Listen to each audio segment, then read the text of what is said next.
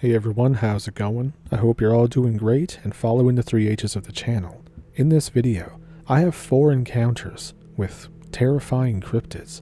So, if that sounds like something you're interested in, pull up a stump with me and let's get into it. Thank you for watching. So back in 2016, I went on a high school camping trip. It wasn't anything crazy. It was just a camp that was in a clearing outside of this village. It was surrounded by trees on all sides, with 2 paths that eventually lead back to a building of the village.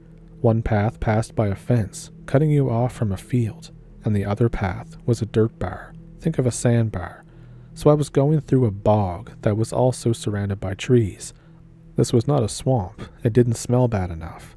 I needed to pee really badly one night, and the toilet was way out at the end of these paths.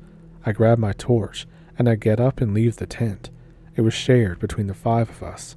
I decided to take the bog path since it was a bit spooky, and that was really cool to me at the time, and kinda still is. So I go pee, and then I decide to take my time walking back to the tent. I go through the bog again, and I sweep my torch across the algae-covered water. I was looking out on it since I wasn't in a rush, and I just wanted to take in the moment. And then I see something. Big algae-covered bulbous things looking at me. It's sitting in the water. I see that it's covered in algae, except for 2 big black dots that reflected the torch at me. I was guessing that these were eyes.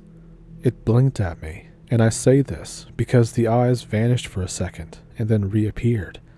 I shuffle off back to the tent and just lay in the sleeping bag all night, scared out of my mind. About an hour or so later, though, everyone is woken up by all the girls screaming, saying that something was trying to get in their tent and scraped by on the outside. They accused the boys, but all of us were in the tent or sleeping. I didn't hear anyone that was awake besides myself and couldn't sleep. I only tell this story online so I can be anonymous. This is the closest thing to any kind of cryptid or supernatural story that I have. It also reminds me of something called the Dover Demon, which is weird considering this is in the UK and that's American.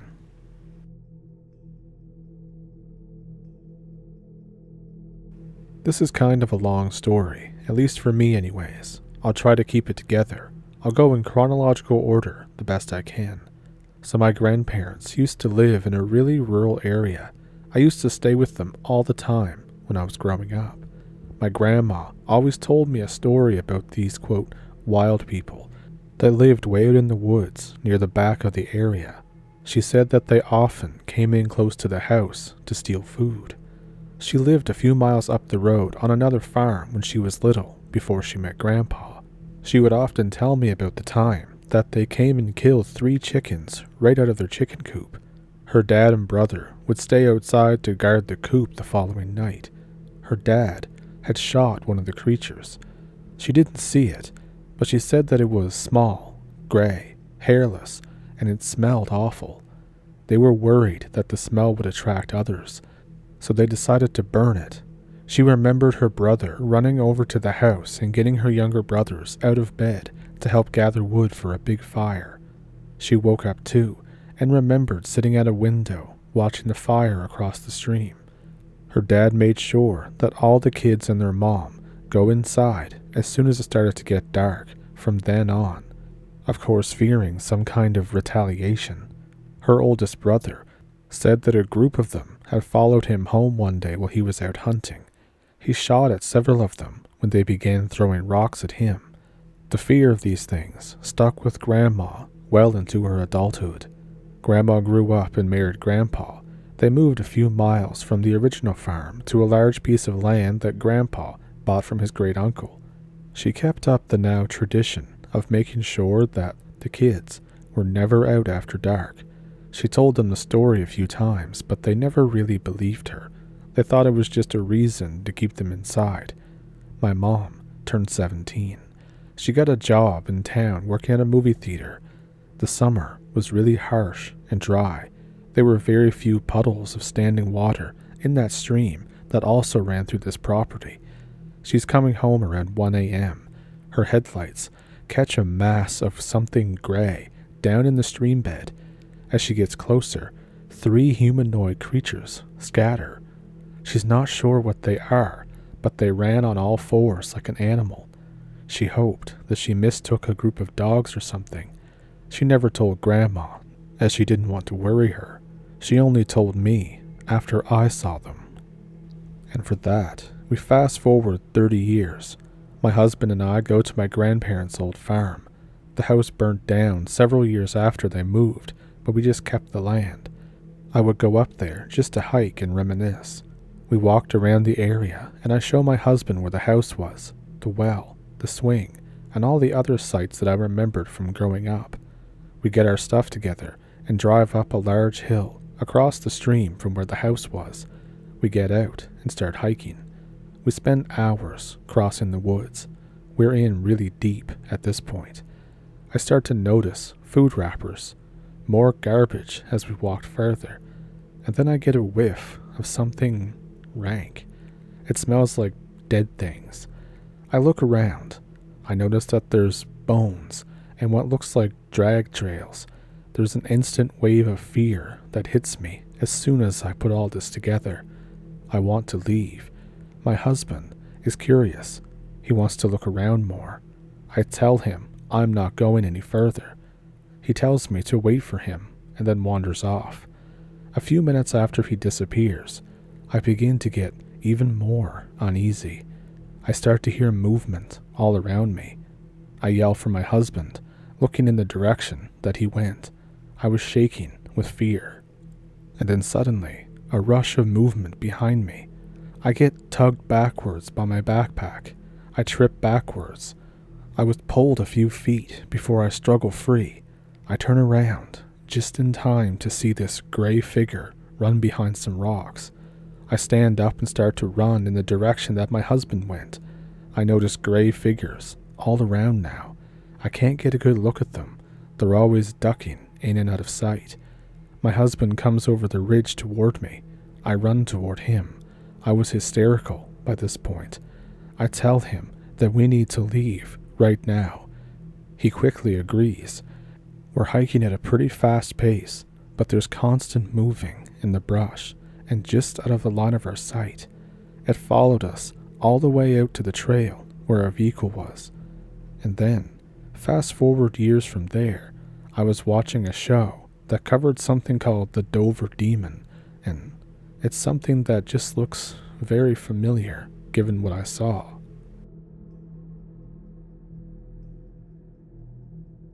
When I was about 13, weekly Sunday family gatherings were a very regular thing. My family was big. My gran, having 5 kids, made sure that we were never short on aunts, uncles, and cousins. It became somewhat of a tradition for us all to get together and cook and have dinner every Sunday out in Smithdale, Massachusetts. My great-grandmother's land was very vast and heavily wooded. The main trail through the woods was a Y shape with 2 ponds, one in the center of the 2 connecting V trails and one at the far end of the right branch.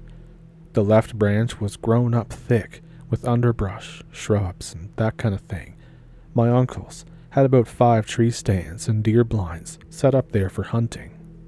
After dinner, there was much chatting and coffee drinking and other adult nonsense. My cousin Eric and myself liked to distance ourselves from this. Plus, we were bored, and my new fishing pole needed to be christened. We, along with the youngest of the cousins at the time, Skylar, set out down the main trail. My mom and my aunts were all set on the porch, facing the trail. She called out and told us not to be long, and we replied that we wouldn't be, and then we vanished among the trees. The shrubs on either side of the trail were so high that they knitted together overhead, forming a canopy that molted the ground with greenish yellows of soft sunlight. It smelled earthy, as most woods do. We crossed over the bridge and then began the trek down the right V trail to the big pond. Skylar kept pace and was mostly silent, while Eric and I chatted about school and other random ideas that came to mind. Stuff like, what would a squirrel weasel be called? A squeezle? It's a horrifying creature, that kind of thing. After dodging some spider webs and a fallen tree, we made it to the pond. Skylar sat up on a stump that we kept handy for sitting while I kicked around in the pine needles for an unlucky cricket that would soon be bait on the waiting hook of my fishing pole.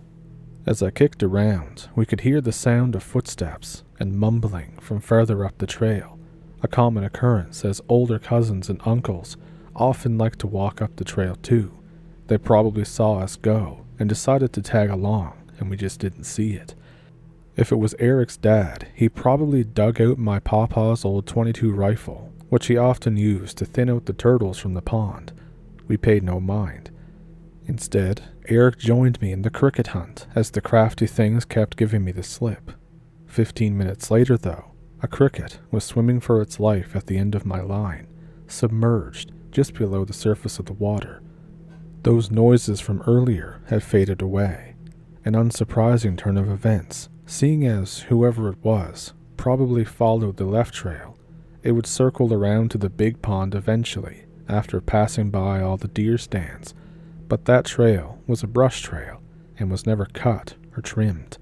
The grass was high and thorns ran rampant. It was only walked by the experienced and the most daring, and we were just kids, or whoever was wearing jeans. And from there, it wasn't so much the noise that we began to notice as we sat in the open sunlight of the noon, but the lack of any at all. The woods seemed still and hushed, waiting for something. Skylar shifted nervously on the stump, while Eric was busy sawing a devil's walking stick as a trophy to walk home with. Then, the footsteps and voices began again.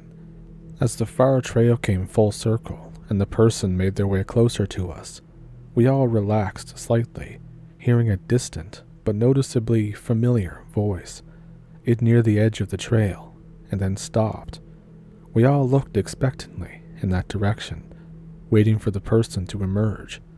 Seconds ticked by. Eric stood from his kneeling position, having cut through the walking stick, and then we heard it, loud and clear from the far trail. "Come look. Come see what I found." Eric went pale. Skylar's normally bubbly attitude shifted visibly, and she looked like she was going to cry. We all heard it. Without a mistake, my mother's voice was coming from the far trail. "Come see." We bolted right after that. That little part at the end of the "C" began to sound off. Never before have 3 children hauled as much ass as we did. We barreled wildly down the main trail, leaping and clearing obstacles in our way. Chasing us, we heard, "Wait, wait, don't leave me, don't leave me." The sound of something impossibly loud, moving impossibly quickly, behind us to our right. Skylar finally broke. She wailed in terrified anguish ahead of me as whatever it was thundered through the dense woods. It sounded like it would surely overtake us. At that moment, though, we broke clear of the woods and exited the tree line. The house and the porch and all the parents and aunts and uncles and familiarity lay before us. We never slowed our frenzied flight, charging onto the porch. All at once, much to the confusion of our parents, I threw myself into my mom, confused and horrified. Skylar wailed crazily and almost incoherently amid looks of confusion. Her mom embraced her while she sobbed about what we heard. My mom listened intently while I said nothing. She could tell that Eric and I were also shaken up by the incident, but she tried her best to restore peace of mind to the group. She said, "You guys must have been hearing things. I'm sure it was nothing. Your minds are just playing tricks on you because of the heat. Besides, all of you know that I could never get my wheelchair all the way down to the big pond." This only made Skylar sob harder. And that was sent in by Anonymous.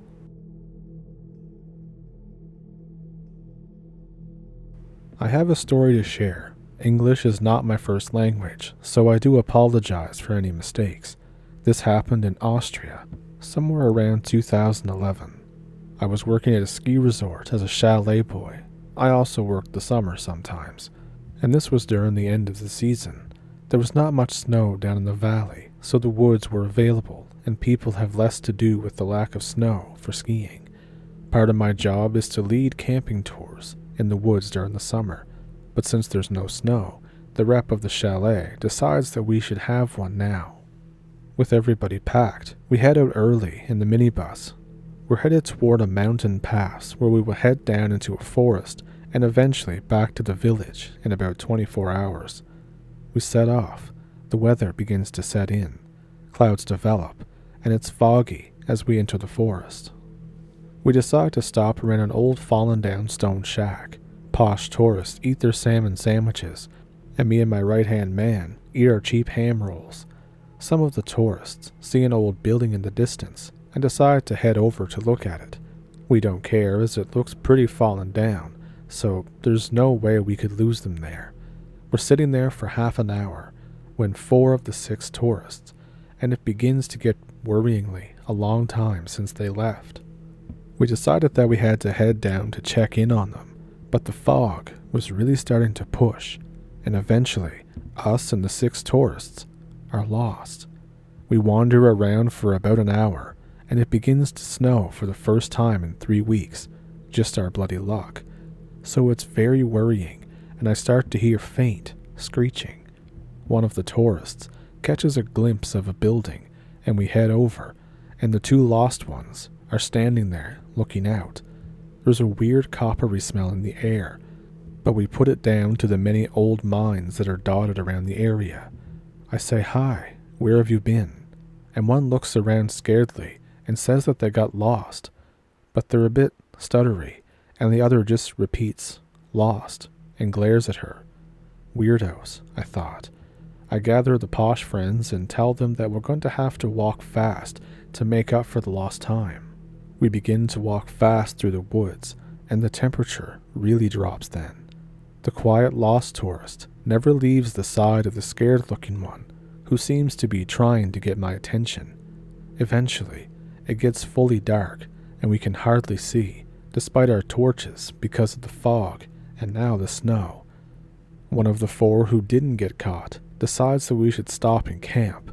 One goes off to get firewood, and the one that's acting weird hurriedly accompanies them, strangely keeping a good few meters behind. Eventually, the scared one comes over to me and the other chalet boy as they head off. She looks weary and very, very scared, and she looks terrified as she says this. Apparently, the quiet one is her sister. Apparently, she heard shouting in the woods near the building, and her sister headed off to look. When she came back, the sister had ripped trousers and had a cut on her leg and couldn't walk straight. When asked what happened, she stared at her like she was sizing her up, and then said nothing, and then immediately changed the topic to wanting to go back into the woods and search for whatever the noise was. And she also mentioned a strong coppery smell in the air, just like the one that we had found, and the air was almost pressing in on her, and she said that no, she wouldn't, out of judgment. Her sister walked toward her and tried to grab her hand and force her to, and this is when we found them. I get scared, and then remember that this other person had gone off with this whoever her sister is. I thought, shit. I tell the others to set up camp while me and the other chalet boy go off to look for them.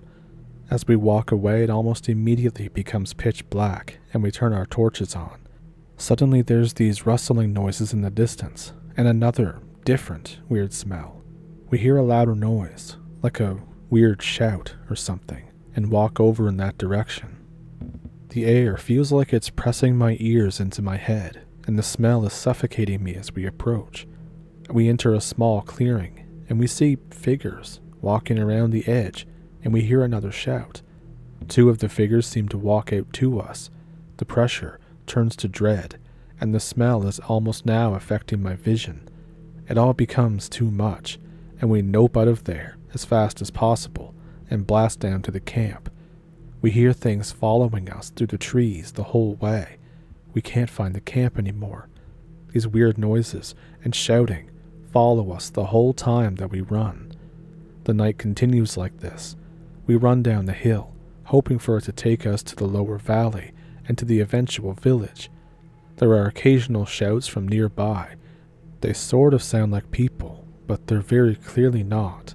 Whatever these things were must have stopped caring about deceiving us.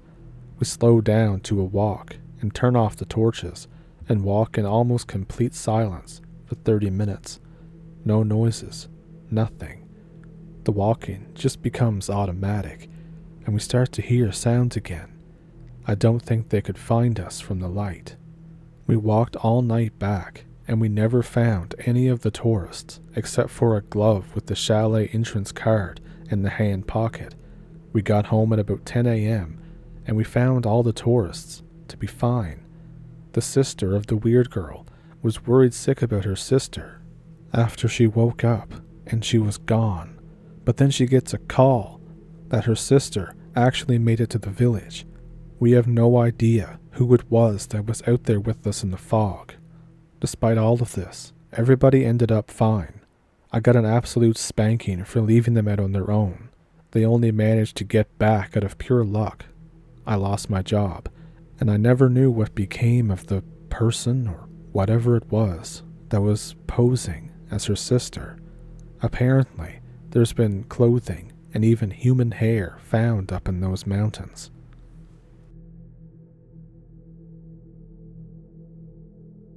So what did you think of those encounters? Do you think that it was a creature similar to the Dover demon that was sighted in 2 of them? Or do you think it's something else entirely? What about the one in Austria? What exactly was going on there? And of course, just what was in the woods trying to get those kids' attention?